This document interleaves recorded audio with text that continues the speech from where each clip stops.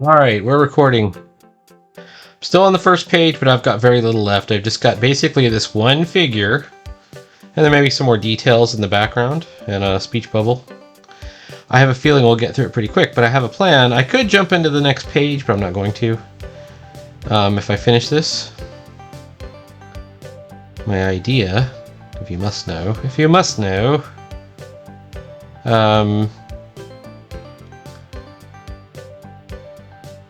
is I have the end of a commission that I'm working on, which is a basically it's a themed nameplate. There's two sides to it. It's basically a fold-up nameplate, and you can see it's partially upside down. Like this side goes like this. This is a completed one. You can see the dragon down here, and you would fold on the dotted lines to create like a little name tent that would stand up in front of you during a game. And this side is the spellcaster reference, and then you turn it over if you happen to be playing a fighter thief or, well, I don't know, dwarf fighter thief. These are this is for old school essentials, and it's going to have kind of your fighter stuff, and then it's going to have this picture, which I haven't inked yet, which is some warriors fighting some goblins, not goblins, orcs over here. So we'll do that if we manage to get through it in time, or we'll start it anyways. And that will be the end, by the way, of my. I've done like. I feel as if I've done like 6 or 7 pieces for this guy. It's really cool because they pay very well, and getting a bunch of them. But you know, everybody's on a production schedule, and so you got to be on the spot. You got to make your deadlines, and you've got to really deliver if you want to preserve your rep or build a rep. All right, so this curve, hang on, let's do this in pencil. Where's the pencil? This angle should correspond with a similar angle on the other side of the doorway, right? We would think. So let's do the other angle as being right about there. So it looks like that's what it's meant to be, right? This I believe. All right. And then, you know, we're seeing into the cockpit here.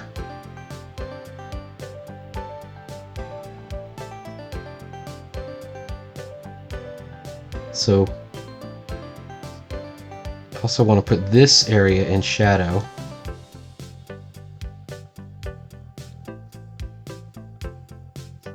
Don't worry too much about the speech area, because that will be popped out via the speech balloon. But we're going to try and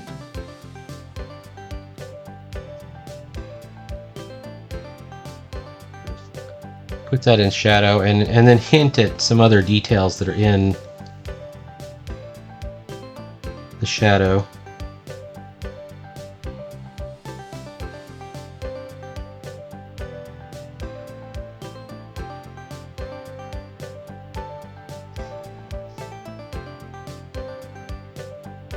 Use thin lines, thick lines, etc.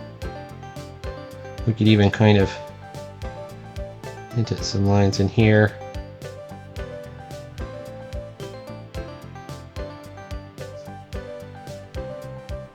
Okay. Let's also,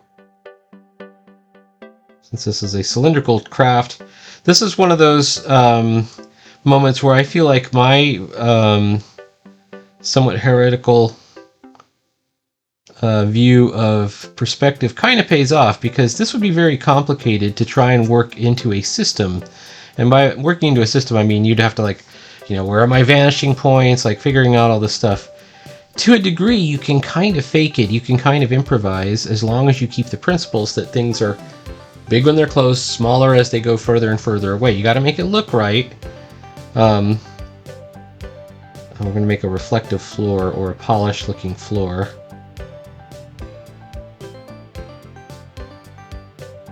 It's done with these sort of vertical lines. This one looks a little bit too tapered.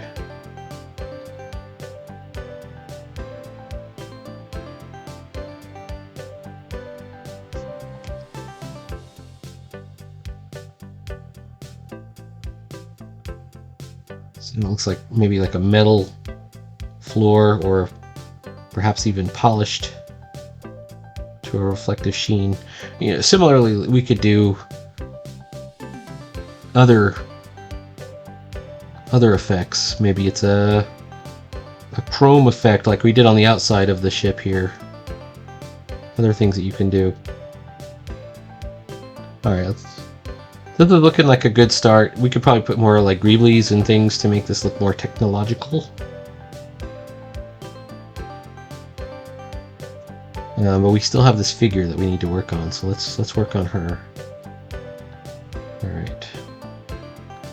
First we'll go ahead and erase the background that's causing her a problem. Alright.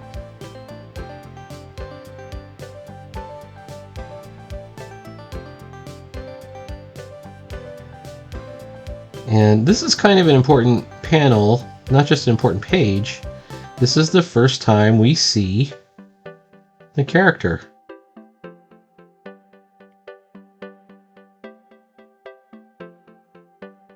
I have a philosophy that says make sure you show the main characters, or at least attempt to show the main characters on the first page. Doing something iconic. Now, in this case, she's not really doing something super iconic. She's pointing at a map, and she's helping. This is where it will be. So in a way, it's kind of iconic, but definitely we're going to show Corbeau piloting the plane. And this is the third issue of Corbeau, and in every issue on page 1, he's piloting the plane. Although in the first issue, he's piloting a different plane. The one that he crashes.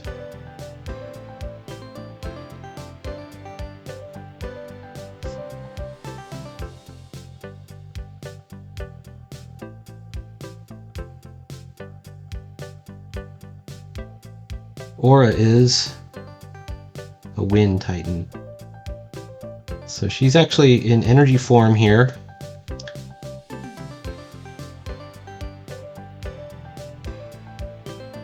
For several years she's been held captive by, I believe his name is Caliban. Let me see which one. Where is it? Sorry, did I just open this? Turn it back off, Stack. Alright, I believe it's... Where is it? This one right here. So, in this episode, so you can see I've got, same deal, the plane flying, and I've got Corbeau shown piloting the plane. The bad guy in the previous episode, there's Aura's first appearance here. Ooh, I had her with several crystals. Maybe she lost a crystal on the thing. It's this guy.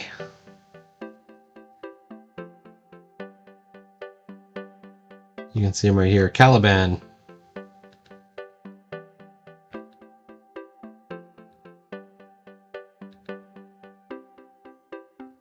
And this one kind of laying around in the archives for a while because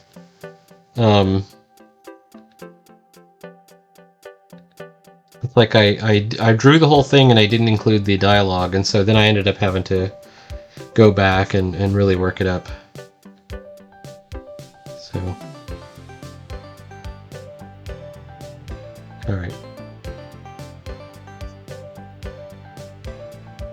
says that it promises, by the way, this isn't the last time we'll see Caliban. Well, Caliban will not be in this comic, at least I don't plan on it right now. But maybe in another one. I like to do a lot of different series. Rather than sort of commit myself to saying, okay, this is my comic and it's 165 pages long or whatever else it is. You know, I'm at the 800, I'm over 800 pages now. I'm at 800 and something. And in order to keep from being bored, and also I want to be able to sort of like, you know, as I improve, and I am improving slowly, right? As I improve, I want to be able to kind of like drop my old work. You know what I mean? So that, like, you're not tied down by it. It's like, oh yeah, that was a character I did when I was just starting out. I didn't know what I was doing. So I created a bunch of characters that are, you know, not super important to me, but that I like. And that I hope to use in, you know, the stories that I think will be interesting. I'm not sure if anyone else will think they're interesting. I hope they do. And if it's going behind this leg, it's got to go in front of this leg.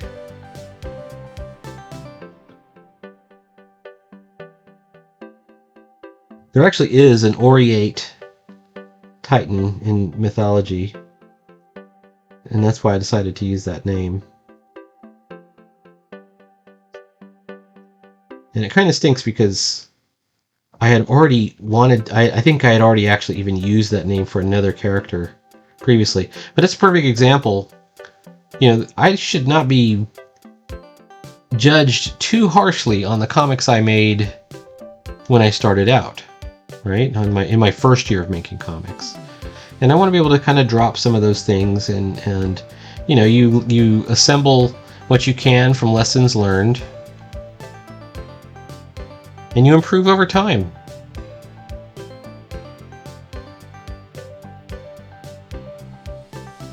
And that means, yeah, you won't always be doing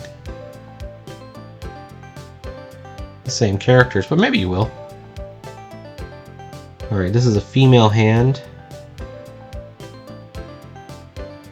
So it's important to emphasize slender fingers and grace. For the male hand, I emphasize completely other things. Alright.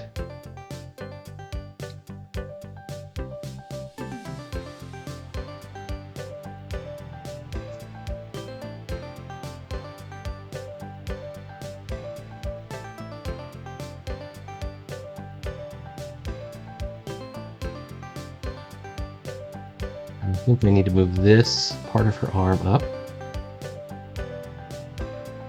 There we go. Have I made her arm too long? I think I have. And just now I made it too thick.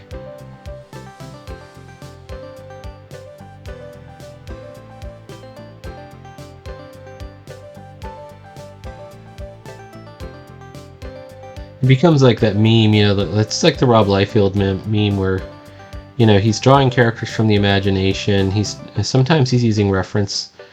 I believe he used like a bodybuilder, you know, from the side pectoral bulge reference for that crazy Captain America picture, and people just incessantly roasted over them, said, "Oh, Rob Liefeld can't draw." Well, you're wrong about that. Rob Liefeld is an incredible comic artist, and he's a cartoonist. And by the way, cartoons aren't real. If you're drawing your comics to look like real people, that might be the standard right now. That might be what you like. In my opinion, it's not necessarily the right way to do it. I mean, I think Lil Abner is the right way to do it. I like Silver Age Marvel comics. Those are the right way to do it. Why doesn't my opinion matter, right? And that's all it is too. It's just an opinion. And you might feel your opinion is completely justified. Comics have to look realistic at all times. But I tell you what, they're not as good when they look like that, in my opinion. Once again, I justify them as opinions. But, you know, you think about it, like, the Silver Age... Well, first of all, you gotta look at the Golden Age. And the Golden Age was wild, right? Golden Age was super wild.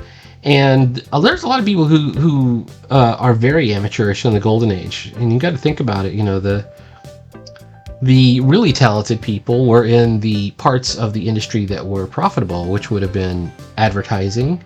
And if they were doing comics, they were doing newspaper comics, which actually, you know, were worth money. Comic books were for the were for the low rent guys, and that was how it was in the Golden Age, right? And it was cool. I liked. There were some good guys, by the way. There were always some good people in the Golden Age. C.C. Beck for one. Jack Cole for another. Joe Shuster. Joe Shuster had a special talent, in my opinion, for drawing. I really liked the way he would draw. Basil Wolverton, etc. But a lot of it, the reason it's so forgettable is it's just poorly drawn. A lot of it's just poorly drawn. Bob Kane is a terrible artist. A lot of those early Batmans are not drawn very well, in my opinion. Once again, I'll have to do a retrospective on. This is where you got to look. Centaur Comics, Amazing Mystery Funnies, I think is what it is. Which is where we get Air Sub DX, and also a lot of early, like, Bill Everett stuff. Bill Everett being the guy who created the Silver Surfer, not the Silver Surfer, the Submariner. There's another portal behind her.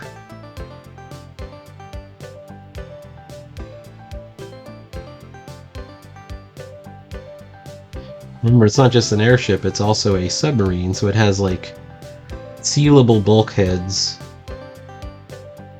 all the way through.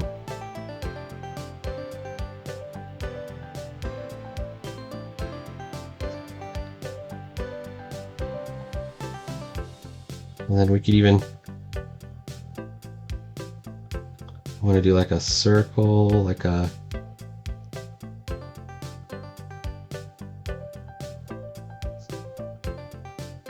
this is Greeblies. We're just coming up with something that looks vaguely technological that details the ceiling. In this case, a sort of vented light looking thing. Maybe some kind of instrument panel next to the door.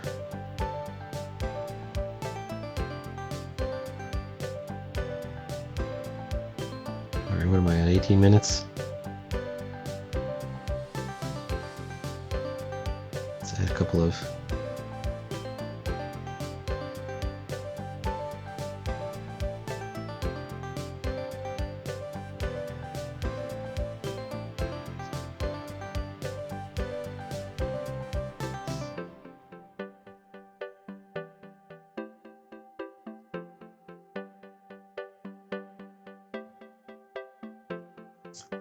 I want to show like, oops.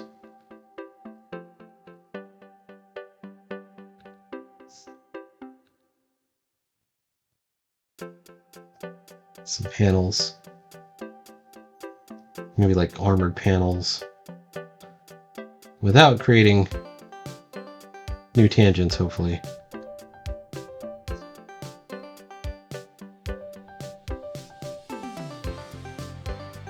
Alright. By the way, shout out to Michael Hing. Just finished another comic. I think it's Through North Time. It's happy to support him. Not sure what he's going to be doing with it, but as far as where and when he will be selling it, I got it from him direct.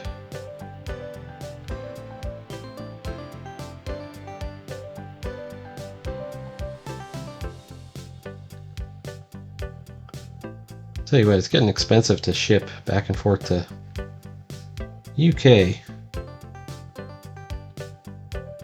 Have I gone a little bit too naughty with her crotch area? I don't know.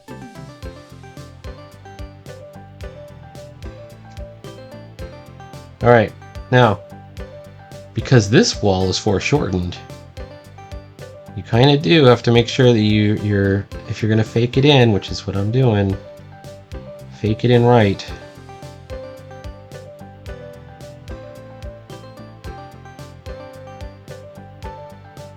Let's take the pencils out. Hey! That's not bad.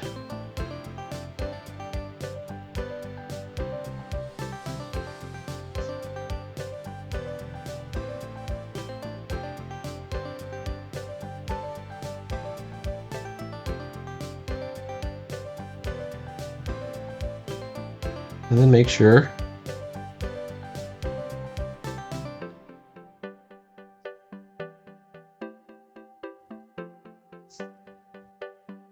that everything seems to line up and looks about right.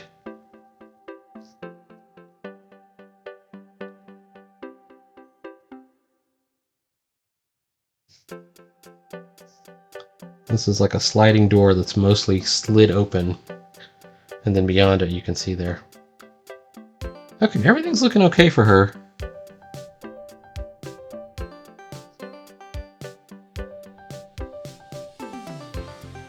She's very hard to shade because she's kind of, she's an energy being, so we can kind of do that chrome look, you know, as if like Silver Surfer kind of.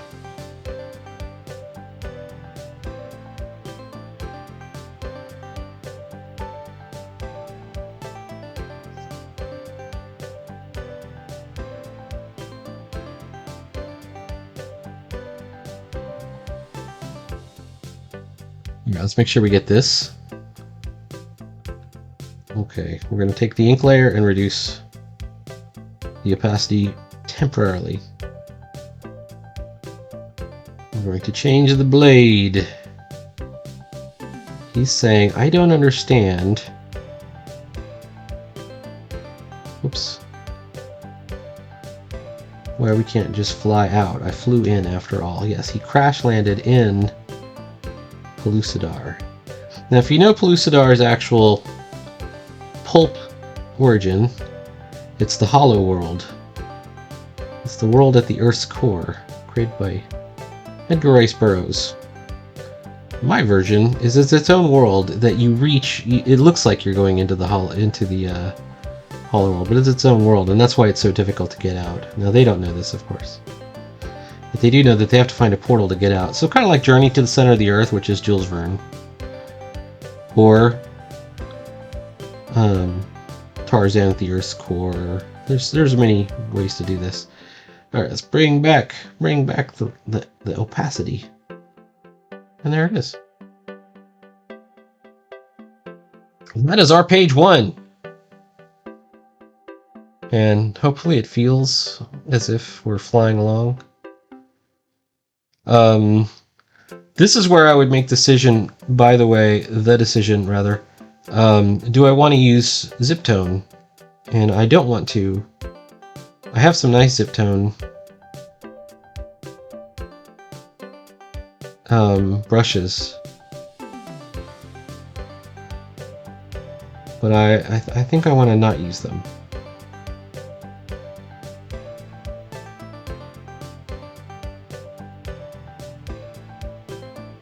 Okay.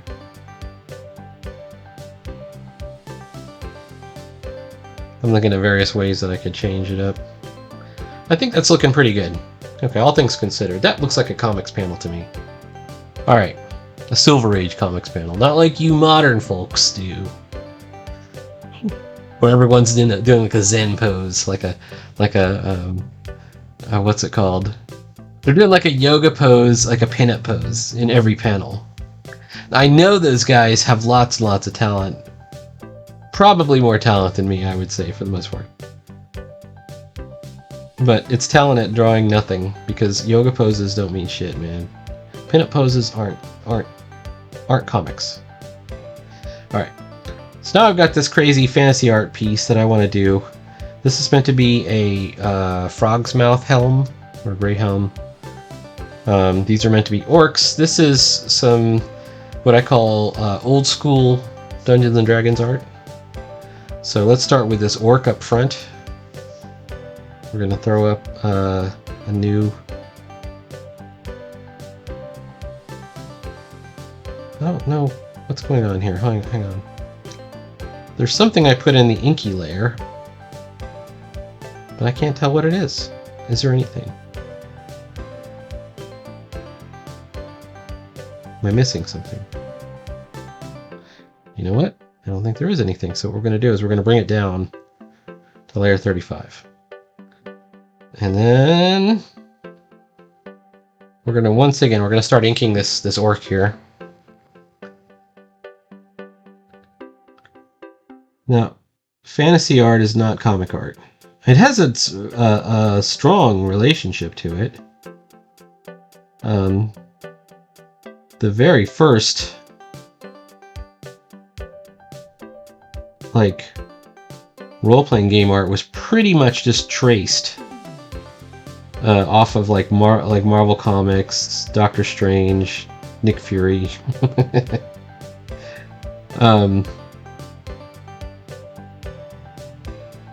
And I know Nick Fury seems like a weird choice. It was like a high school kid named Gary Bell.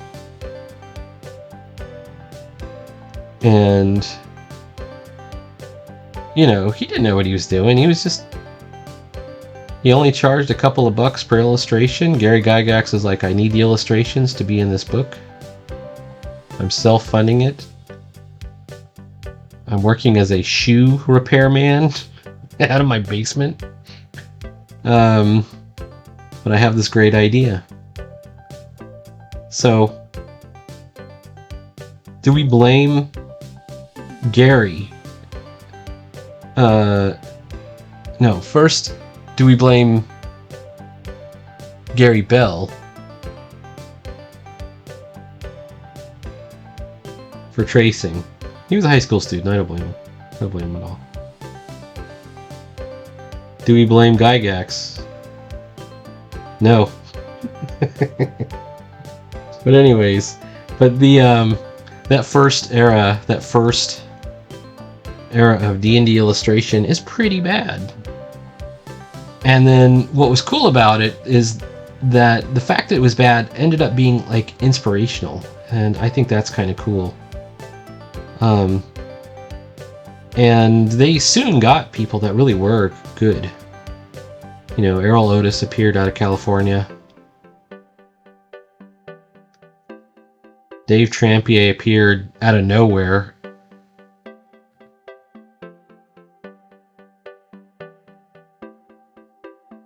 And there are others as well. Jeff D, another high school kid.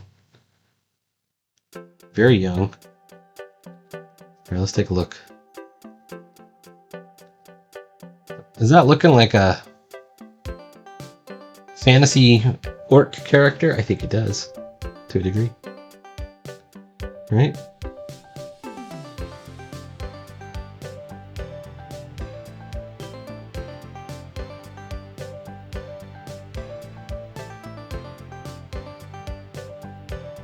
I think it went overboard. I really don't like the second edition art. That's the art that everyone really loves. Once again, it's just a bit too refined for me. That's the era of Larry Elmore, Keith Parkinson, Clyde Caldwell. All very talented painters. There's no denying those guys are really good. But it's not very... it felt different than D&D to me. It felt more like this sort of romance novel version. It was art straining for acceptance. But out of the second edition era, we did get Tony Ditterlizzi, who kind of brought it all back for me. And Baxa was great. Brahm, once again, really cool, but just a little too refined for my taste. But I like a lot of those painters. Alright, here's another one. Another orc.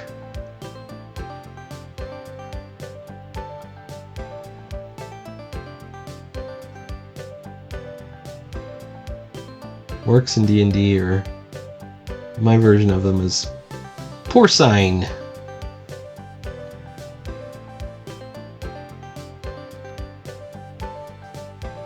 In other words, like pigs.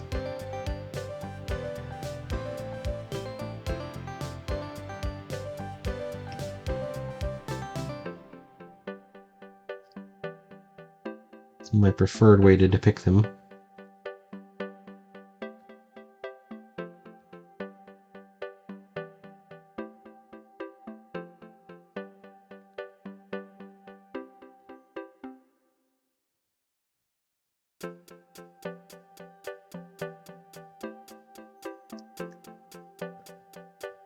Of course, over the years, this depiction changed into kind of a green-skinned,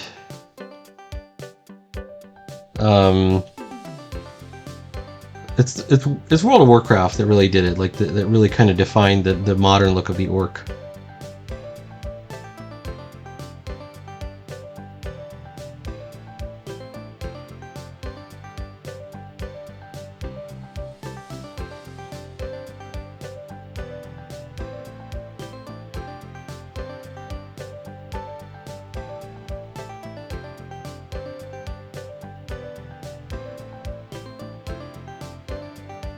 How does that look? That's looking pretty good.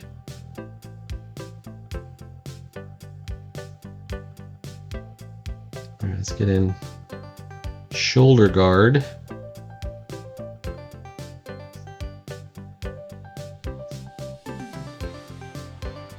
Anyways, these are all just opinions, obviously.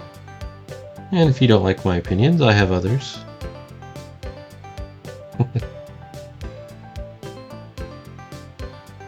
Alright, we've got a little armored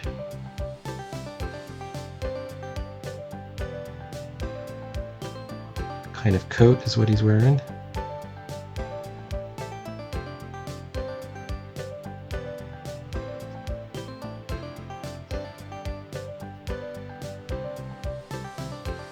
And then maybe some sleeves.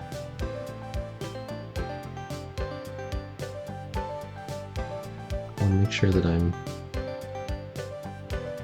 slightly haloing.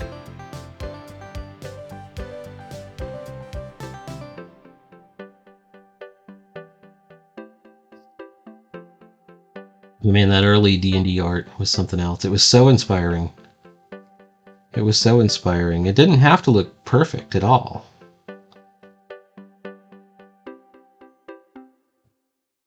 It just had to look as if it was something that you could imagine, you know, something that you could imagine a version of.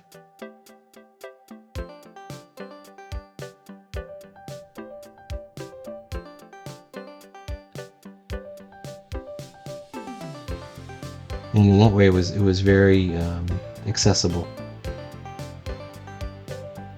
Even the guys who were not as good, and I say not as good, some people like super improved too. Like, we could say Sutherland was not as good, but if you look the painting of the Ifrit on the original DM's guide, that's Sutherland.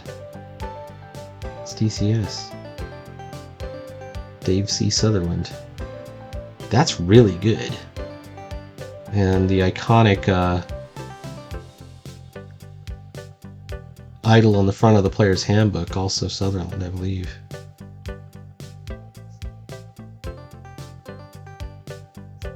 And it wasn't photorealistic, and it wasn't particularly romantic looking. But man, it was cool. Man, it was cool.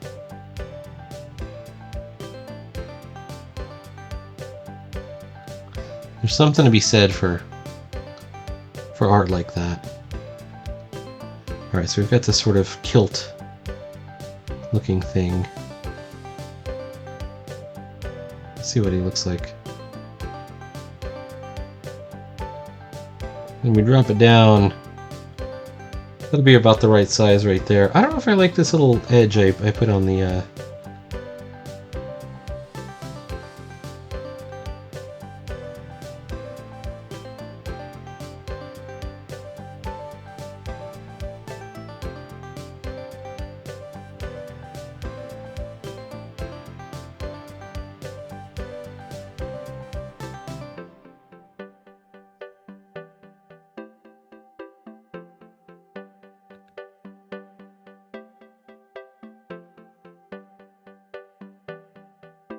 think we would have to get a piece of 8.5 by 11. Hang on.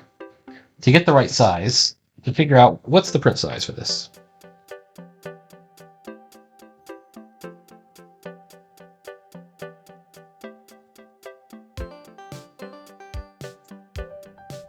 About like that size. So this will be how big it will be. I don't know if you can see that. This will be the actual size of the image that'll be on there. Now it'll take up this whole bottom area.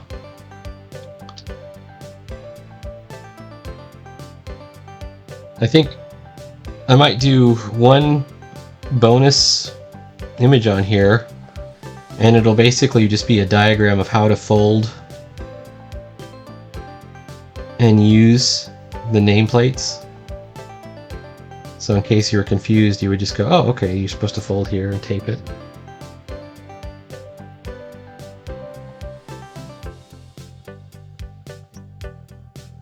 Alright. I think it's enough for right now. Please like, follow, and subscribe. There's going to be more art every day. More comics.